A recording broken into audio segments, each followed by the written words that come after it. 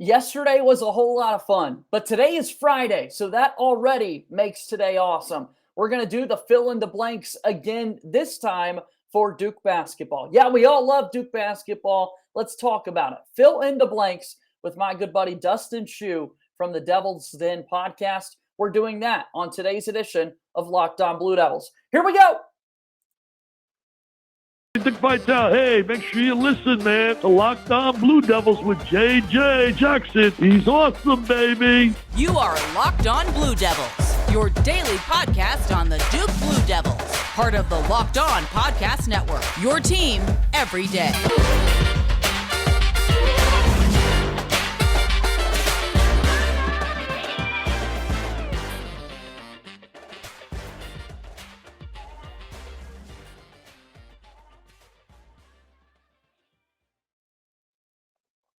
Hello, everybody, and welcome into another edition of the Locked On Blue Devils podcast. It's so great to have you here with us on today's show. My name is JJ Jackson, the host of the program, and we've got a fun one planned for you today here on Locked On Blue Devils. Yesterday, I really appreciate Josh Cox joining me on the show. We had a couple of fill-in-the-blank statements about Duke football, and we answered those questions yesterday. Today, it's going to be all basketball, and I'm going to have my good buddy Dustin Shue from the Devil's Den podcast joining us on the show today. I want to let you know that today's show of Locked On Blue Devils is brought to you by BetOnline. BetOnline has you covered this season with more props, odds, and lines than ever before. BetOnline, where the game starts. If you haven't done so already, follow our show on Twitter at LO_Blue Devils. You can follow me on Twitter at _JJ_Jackson_. Be sure to follow and subscribe to this podcast for free wherever you get your podcast, and you'll get the latest episode of the show each and every day as soon as it comes out. Dustin Shue's here with me on today's podcast. Glad to have you back on the show, Dustin. The fact that you decided to come back for another time means that the first one went pretty well from your perspective, and so for that, I'm greatly appreciative. Yeah, JJ, I appreciate you having me. Had a great time the first time and learned so much, so figure we'd do this again. I'll start slowly picking up the tricks of the trade. Well, let's get right to it, man. We're going to fill in the blanks on today's show. And what I like doing here is not just focus on this year's upcoming team. I think it's so important as a Duke basketball fan to reminisce a little bit and to think about the good times and some good moments. And so we're going to do that on today's show. So here we go. Our first fill in the blank for today's podcast. Blank has the best looking jump shot to play at Duke. It's hard to pick one. So my is it anytime? I want you to take this how you want. Man, well, you got Trajan. It's Trajan. Hard to pick one. You had Trajan Langdon. Of course, a lot of people love JJ. Me as a lefty, watching Southpaws let it fly, Rodney Hood, Luke Kennard. I think the purest jump shot, though, that I've seen from a aesthetical standpoint was Andre Dawkins. Man, every time he let it loose, I thought that thing's going in. Yeah. So, it did look great. Yeah. Man, it was as close to as perfect of form as I can remember anybody having. It was just buttery soft, always squared. It was just a thing to behold. It was perfect. Reddick's his textbook, right? Sure. And best looking jump shot. Sure. God, JJ is outstanding. Look, JJ's got videos of how to shoot. Yeah, exactly. But for me, and I think there's probably a lot of people that might pick Andre. Obviously, JJ's you can't go wrong with that, right? That's it. What records did he not break? So, but just like I said, from my eye, I just love the way Andre let it loose. And see, I kind of forgot about Andre Dawkins in this discussion, Dustin, truthfully. And I'm not even going to pick J.J. Redick either. I want to remind you, I'm in the same boat as you. As a lefty myself, our love for Mark Mitchell on this year's team coming up that we've got, I got to go Luke Kennard, man. Just something about that left-handed shot. We talked about it last week on the show when we were talking his Clippers season review from this past year. But boy, that guy can shoot it with that left hand from the outside. The funny thing about Luke is if he touches his hair first, that one's going down. If he does this, watch out. That's a three ball coming That's sure. such a good takeaway. What I Yeah. talked about last week on the show too, I had the beat writer for the Clippers from the Los Angeles Times join me on the show to kind of review his season.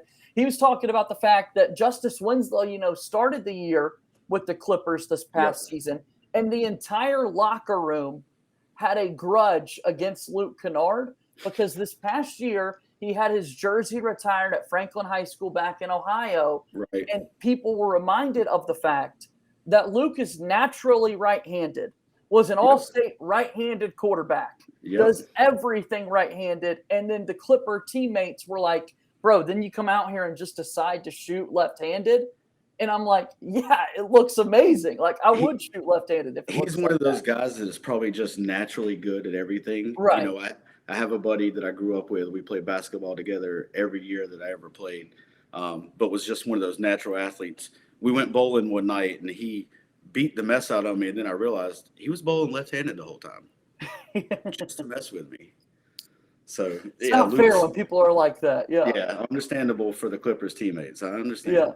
For our podcast listeners, again, and if you're watching us on YouTube, thanks for doing that. Thanks for making us your first watch and first listen every day. What you just described, if he does the hair flip and kind of straightens up the hair before Luke Kennard shoots, it's going in. But I'll tell you what, I love the Andre Dawkins pick. That is a smooth-looking jumper that Andre's got on him. All right, next up, best doing the dirty work player of the 2000s is blank. Okay. Of the 2000s, is 2000 till now? Yeah, you interpret it again. I didn't know if it was like the 2000 to 9. So right. So, I'll let you take this how you want. Okay, so first off, me thinking 2000 to 2009, I'm thinking, Nate James, that guy. We don't win the 2001 title without him just sticking his nose in for rebounds, spotting up for corner threes. You also got to shout out a guy like Lance Thomas on that 2010 team. I mean, same kind of thing. Didn't want to shine on the offensive end that much, but got so many second chance points for us, rebounds and kickouts to Nolan, Shire, and Smith for threes. David Mcclure, even a guy, was a dirty work player. He didn't get as many accolades because we were kind of in that kind of lull for a while. And then you just mentioned one of my favorite guys, Justice Winslow. That 2015 team needed a glue guy, and once we shifted him to the 4 spot and we kind of took off from there, he was that guy. But overall, I'd say Nate James. Nate James was probably my favorite dirty work guy. Best is one way to look at this, and so I think that Nate James definitely deserves some praise and recognition for what he was able to do. Dustin, I thought I was going to be able to stump you on one, but you're so elite at what you do that you gave David Mcclure praise for me. And I'll be honest, that was the very first name that I thought of when looking at this prompt. I mean, a guy that I went back and looked at the numbers, 124 games played for, a long career playing for the Duke Blue Devils. Everybody remembers his game winner against Clemson. I mean, it's just wide open. And thank goodness he just lays it in softly. Never averaged more than 4 points a game for Duke, but yet would rebound, would defend, would play the passing lanes, block shots when needed. That's who I thought of, David Mcclure, doing the dirty work player of the 2000s. So I don't know if you guys remember the recruitment of David Mcclure, but he wasn't a top 50 guy. I think he was a top 100 guy, but in that, closer to 100 range. And some people are, why are you recruiting this guy? And Coach K, he's a winner. He's been, he was from up north, whatever high school he played at, just state championships, like for all 4 years, just knew how to win, knew what it took, and didn't really care to get any of the spotlight. So you got to give a guy like that so much credit to come into that atmosphere with that many egos around, and it's Duke, and to just go out there and do the work that needs to be done. Your memory is impeccable. A Ridgefield, Connecticut native, ranked the number 71 player in the country. So you're exactly right. He's not in the top 50, but he is a top 100 player. This is amazing stuff. Dustin Shue joining me on Locked On Blue Devils. We've done 2 of them so far. Let's take a quick timeout, and we continue in just a moment here on the program.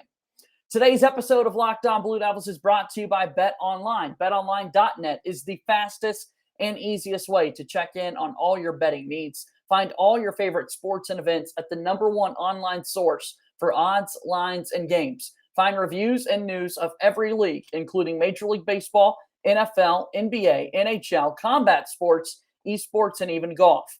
BetOnline continues to be the top online resource for all your sports wagering information. From live in-game betting, scores, and podcasts, they have you covered. Head to BetOnline today or use your mobile device to learn more about the action happening today.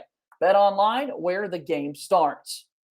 All right, we welcome you back in here to Locked On Blue Devils. JJ Jackson alongside my buddy Dustin Shue from the Devil's Den podcast. All right, let's move on.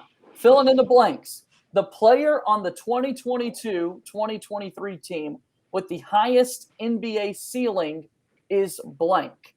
Who on this year's team coming up do you believe has the highest NBA ceiling? Man, that's a tough one. I think the obvious two choices are Lively and Dariq Whitehead. I personally lean towards Dariq. I think Dariq has the NBA frame already. Coming from Montverde, he's played alongside Cade Cunningham. He's played with Moses Moody. He's played with Scotty Barnes. I mean, he's played with some really high-level NBA talent players. No kidding. So I think just kind of coming from that background, and not to say that Derek doesn't have the same kind of pedigree.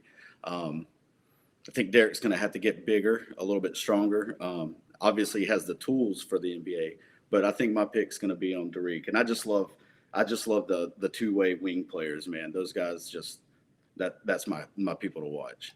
I think it is Dariq because I think you're right. I think it's just being able to do it on both ends of the floor. The fact that he played against that NBA competition at Montverde, I think this year is going to be pretty outstanding for him, for the Duke Blue Devils. It feels like in the mock drafts, you look at the Duke players for this upcoming year, and we're obsessive Duke fans, Dustin. The first time we talked about recruiting rankings. Something that we're also guilty of is immediately looking at mock drafts for the next year. And Dariq's the first name that you come across when you look for Duke players there. So for that reason, I think he does have the highest NBA ceiling. Lively's probably the next guy that comes up after that. Is that what you're thinking? Yeah, but you know what? It wouldn't surprise me if Mark Mitchell doesn't shine. Because just watching those little scrimmage videos that Duke men's basketball put out, Mark's going to surprise some people with that motor he's got. He's like a bigger Michael Kidd-Gilchrist to me. That shot is a little iffy, but if he can, if he gets some space, he knocks them down. He's just going to attack the rim relentlessly, and I love a guy like that too. So can go either hand, lefty or righty. Something that's older than you would a little inside joke. He's amphibious. That's one of the Maryland players back in the 80s. They asked him about going right hand. He said he was amphibious. So, Mark could surprise some people too, though. Let's move on. All right. The road venue that I most want to see Duke play in is blank. That's a good one. I think the obvious answer is the Fog. Yeah. I'm old enough to remember we've played at Michigan. We've played at UCLA. Of course, we're about to do the home and home with Arizona, which is awesome. I'm so excited for those matchups. Chef's kiss to John. That was perfectly done. But just the history behind it, I think stepping into the Fog and our we've got a little reputation with Kansas. So, playing there I think would be the spot I'd like to, at least for me personally, I'd love to go catch a game in there. Yeah. And to watch us play Kansas in the Fog would be pretty special. Yeah. And I'm glad that's how, because again, when people look at this question, I'm okay if it's somewhere that Duke has played before. Sure. Just what venues do you like seeing Duke basketball play at? And Dustin, I did my research because I'm like, the first thing that came to mind was Allen Fieldhouse. I'm like, we've got to see a Duke in Kansas. That Jayhawk is massive on the center court. Yeah. That's intimidating. And just to hear the chant, exactly. At the start of the game. Yeah. Has it ever happened before? And I found out in 1988, Duke went to Allen Fieldhouse and they won 74-70 in overtime. So shout out to the Duke Blue Devils for being undefeated in Allen Fieldhouse. That's 7 years before I came into existence. But I want to see it. I want to see it And I want that to be a thing. Like, let's go play Kansas at Allen Fieldhouse. I was 4 years old, and my first memories don't really start till the next year or two Right. after that. So, yeah, would have never known that we had played. I didn't realize that we had played at the Fog already. Gonzaga and Kentucky have a home-and-home series coming up. Yep. And now they're talking about not playing that game at Kimmel Arena, the Right. home of Gonzaga, for seating and ticket sales and that sort of thing. I just want to see – I like seeing schools play in other arenas that you're not accustomed to seeing too often. Sure. Oh, yeah. A place like Oregon, they've got a silly court, you know, that the Yeah, I Ducks thought have. about that. Memphis is one hurts my eyes. True. Oregon, I don't mind, but it's not, it wouldn't. I think we played Oregon. I don't think we played them at Oregon because we played them when Kyle was, but we would have played them in Portland at that time. A good one it's still around. You could go back to Reynolds Coliseum, play NC State in Reynolds one time. That'd be fun. That would be a nice little throwback night. That'd be awesome. All right, let's move on. We're doing our fill in the blanks for Duke men's basketball. We've got one more timeout here on the program. Thanks so much for watching and listening to Locked On Blue Devils each and every day. Make your second listen today be Locked On ACC. Every day, host Candace Cooper and the local experts like myself of Locked On take you across the conference in 30 minutes. Football season is right around the corner. So why don't you make Locked On ACC your second listen today? Also, I've been shouting it out all week, but check out Locked On Panthers with our host, Julian Council. As a native North Carolinian myself, so fired up for another Carolina Panthers season. Baker Mayfield, Sam Darnold, who's going to be the starting quarterback? Julian Council talks about it each and every day as we gear up for football season. Final few moments here on today's edition of Locked On Blue Devils. I'm JJ Jackson, and joining me on the program today is my buddy Dustin Shue from the Devil's Den podcast. Shout out your podcast that you guys have, Dustin. If folks haven't heard of it before, what do you guys talk about? Duke things, obviously, but maybe highlight some of the episodes you've had recently. Yeah, so we're the Devil's Den podcast. It's a branch of the Devil's Den from 247 Sports. Recently, the dog days of summer, not a lot going on, so we took that opportunity to go back and relive the 5 title teams. So we've done a kind of a championship series. We highlighted the 91 and 92 teams, the 2001 team, and the 2010 and 15 teams. Pretty awesome. And you can find the podcast wherever you get them, so make sure you go check that out right there. All right, we got a couple of more. Our final fill-in-the-blanks today's episode of Locked On Blue Devils. All right, this one you said that you've had a lot pop into your mind. So I'm going to give you the floor, and I think you might have to pick one, but I do want you to explain your thought process on a variety of these. Here it is. The biggest what if in the last decade for Duke basketball is blank. So that was the caveat, is in the last decade. In the last decade, I would go with what if Keith Goings, I think that was his name, from Michigan State, doesn't hit that 3. We don't lose to Michigan State. We go into the Final Four.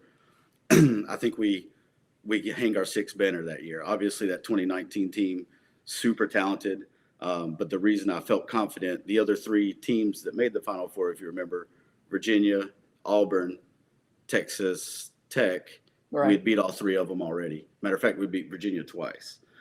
Beat Auburn down in Maui. That was the Marcus Bolden coming out party game. Beat Texas Tech. I believe that game was in New York and around December. Josh Smith, Smitty, and I caught that one at a bar over here in Concord. That was a great game. My other what ifs would have been if Kyrie didn't break his toe in 2011. I know that's a little past the decade. I'll count it.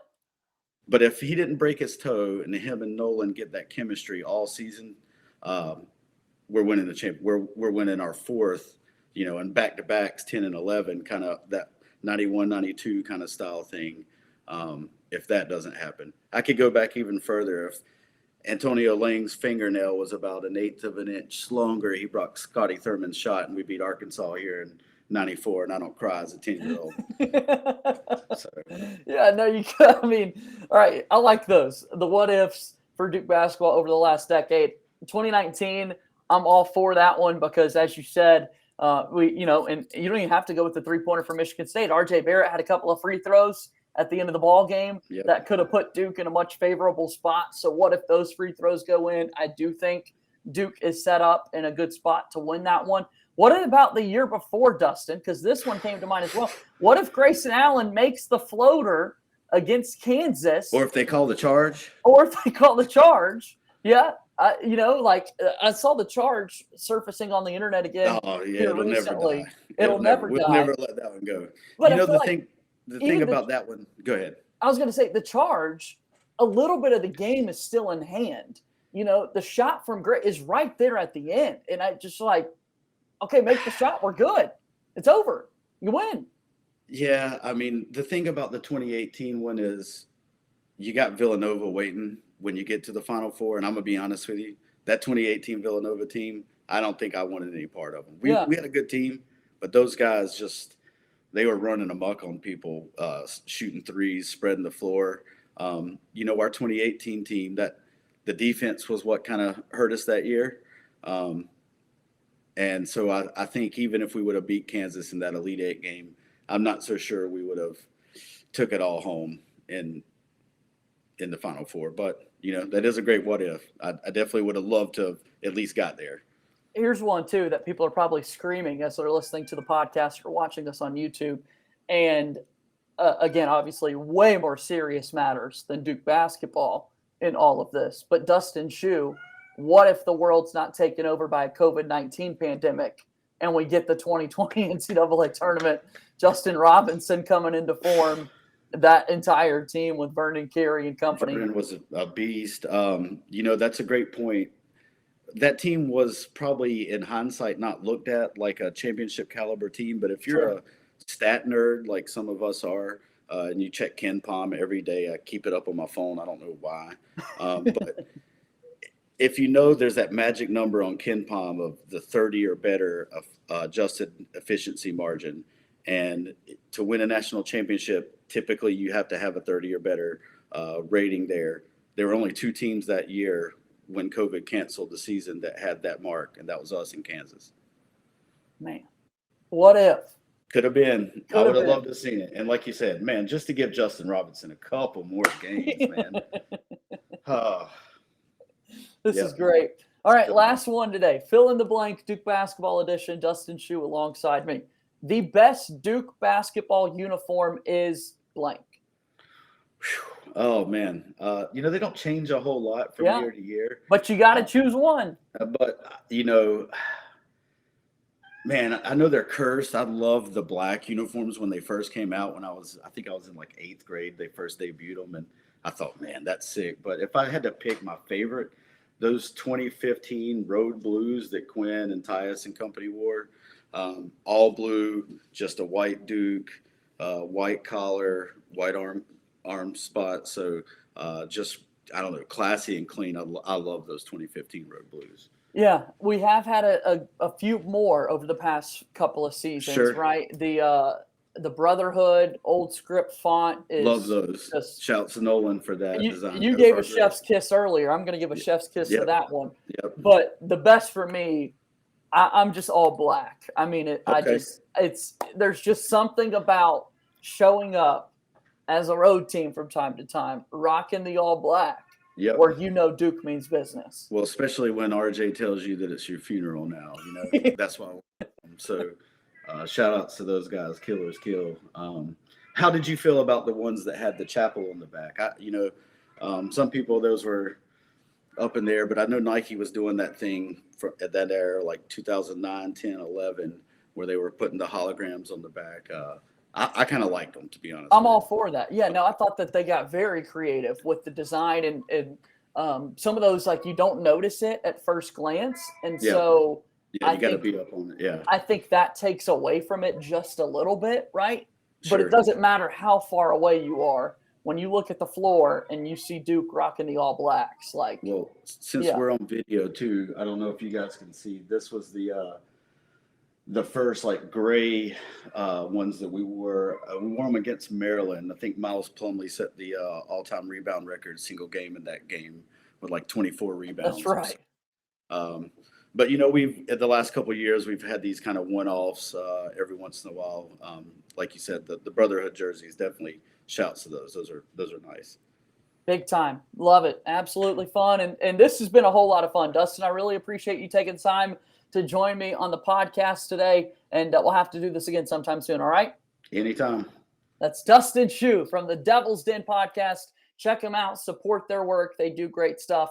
And that wraps up another amazing week of Locked On Blue Devils here today. Thank you for all your support. We're getting so much closer to 500 subscribers, which is surreal to even think about starting this journey back in March of 2021 and this past year, transitioning over to YouTube. This has been a whole lot of fun. Thanks for the support. Follow us on Twitter at @LO_Blue Devils. I'm on Twitter at _JJ_Jackson_.